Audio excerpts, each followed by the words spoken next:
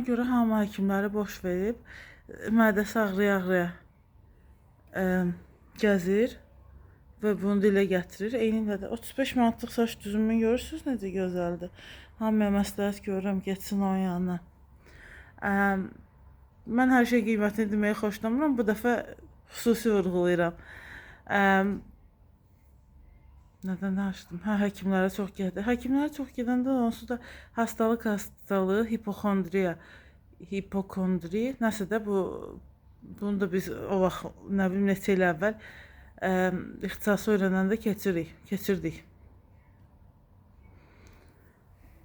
O xəstəliyinə görə enişə durursan, nə bilim, bu tip təbələrində də yaşanır. Hər xəstəliyi öyrənəndə düşürlər, görəsən məndə də var deyə, hər nəysə.